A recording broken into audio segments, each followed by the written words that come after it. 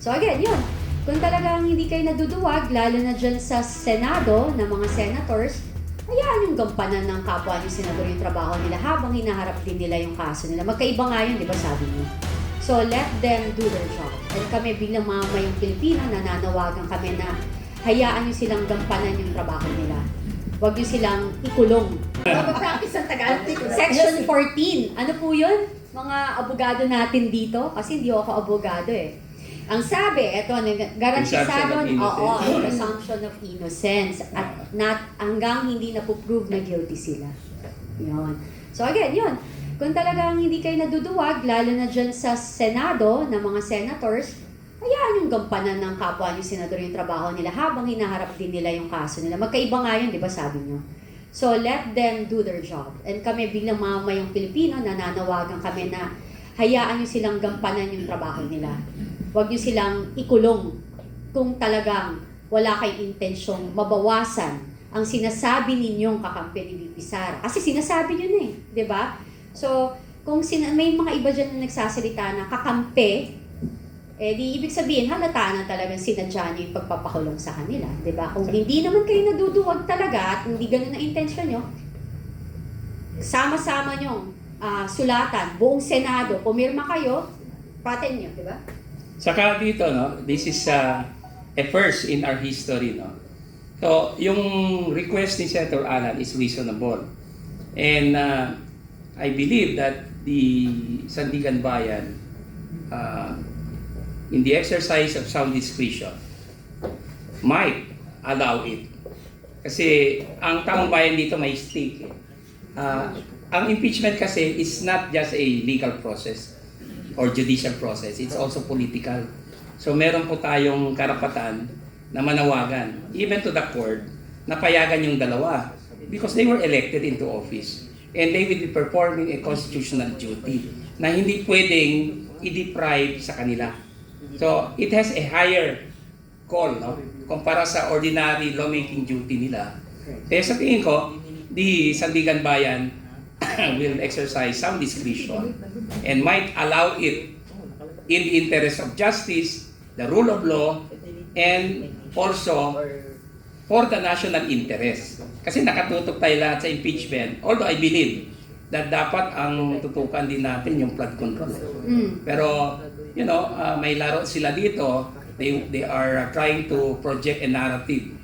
Kaya siguro takot sila, medyo allergic yung mga ibang senador na nandyan si Senator Marcoleta because he's really fighting for the continuation of the investigation into the flood control scam. So, yan lang nakikita ko. Pero kung wala naman silang ibang agenda at in good faith ang lahat ng senator judges, then they should sign or approve the resolution na minove ni Senator Alan Cayetano para payagan yung dalawa. Mas maganda yan para sa bansa natin.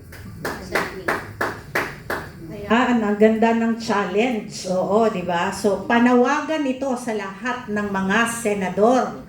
Issue a resolution na dapat payagan yung dalawa na maging judge, no? Tanong ko sa dalawa nating panauhin, no? Kasi dapat na pinoprotektahan yung mga nagsasabi ng katotohanan at nasa tama. Kasi nakikita natin, kagaya ng sinabi mo, Miss Cathy, no, na there is political pressure, tapos merong persecution. In fact, kahapon yata yun, no, na may warrant of arrest pati si Attorney Baligod, no? Itong kasi ano ang pwede nating gawin, no, para sa inyo?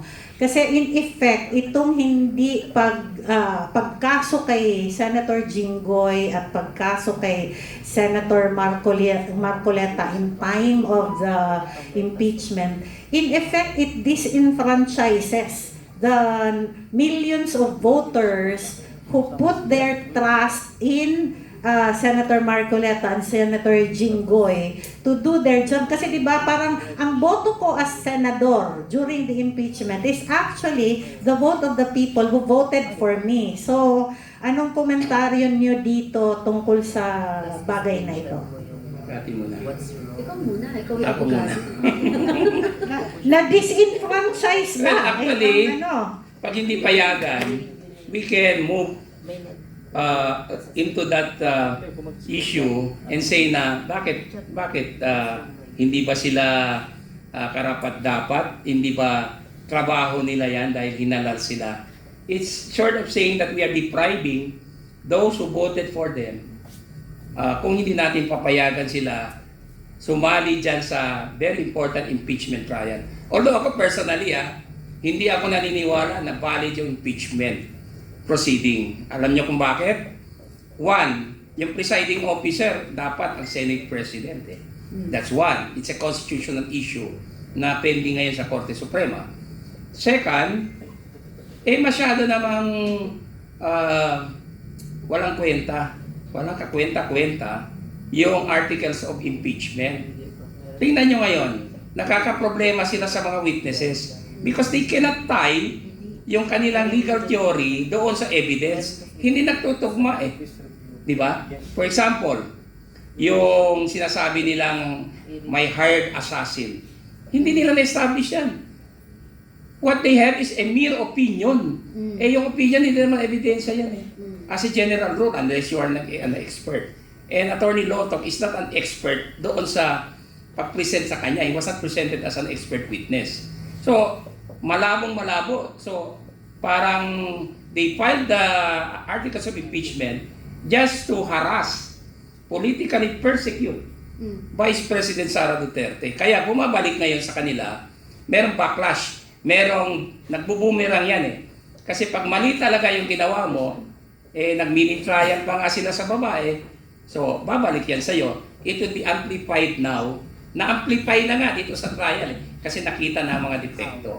So, I subscribe to the view of Astra na dapat yung challenge sa mga senador, well, which I issued also a challenge with Cathy Binag also, suportahan ang resolusyon na payagan yung dalawa na sumali sa impeachment trial. Ako naman, maiksi lang. Kung hindi politika, payagan nyo. Pag di nyo pinayagan, duwag kayo, takot kayo sa kanila. Ganun na kasimple. Diba? Ibig sabihin talagang duwag kayo. Yun yung pinaka-reason ba't yung pinakulong. Yun lang. Yun lang ako. Tapos yun nga, tama ka din doon, attorney, no? Saan ka nakakita na sinasabi ng mga expert na nag-investiga sila thoroughly, na pag tinignan mo, hindi nila binabasa talaga yung kanilang, hindi nila nabasa yung kanilang mismong affidavit. Plus the fact, yung isa pa, ang daming typo error. Saka nakakita nun na nagbigay ka ng affidavit, supposedly you're reading it. It's a case na high case, mataas to, high stake to, kasi vice presidente yung gusto mong i-impeach. At kasuhan. Pero ang daming typo error. Saan naman tayo nakakita ng mga expert na hindi nagbabasa properly? For example, yung kanyang designation, alam naman natin na she was Secretary of Education. Bakit nilagay doon ng NBI, Secretary of Justice? To me, that is not a typographical error. It's a blunder. And given the reputation of the NBI, yung mga ganyang pagkakamali, hindi yan dapat nangyayari. Masyadong minadali, parang just for the sake of having an investigation report, hindi na pinag-aralan mabuti. And they are not reading their own affidavit. Hindi nila kabisado yung kanilang ginawa. So the inconsistencies are really very big.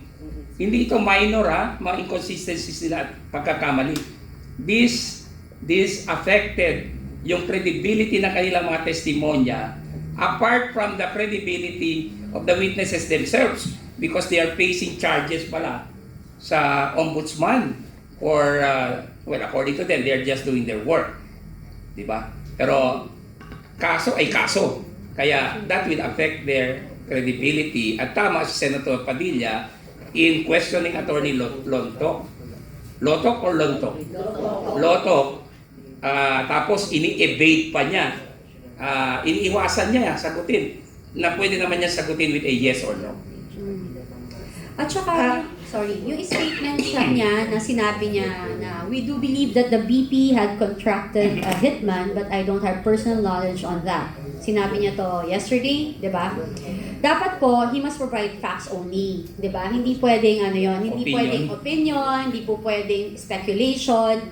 Tapos, may hindi rin ako nagustuhan sa kanyang statement na napanood ko lang this morning na sinabi niya na kasi tinanong siya ng isang senator na paano nyo, in a different note, na parang ang tanong is paano nyo niya nasabi na may kakayahan si BP na ipapatay or si presidente.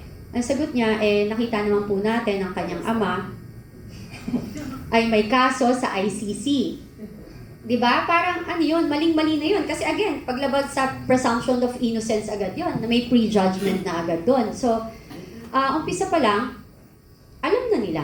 Alam na nila yung gusto nilang ipalabas at paulit-ulit. At saka, may dalawa tayong abogado dito. Yung wording ng hitman sa may kinausap, malayo yun sa assassin at hitman. Wala akong sinabi si BP Sara na nag-hire ako ng hitman at nag-hire ako ng assassin.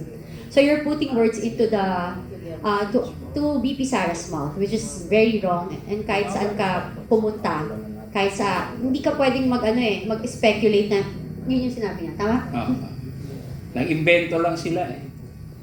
Pero matanong ko lang, Attorney Luna, no, balikan ko yung sinabi niyo about inconsistencies. Si Senator Amy Marcos was really a stickler for the for the timelines, no? She kept pointing on the February 6 ba yun?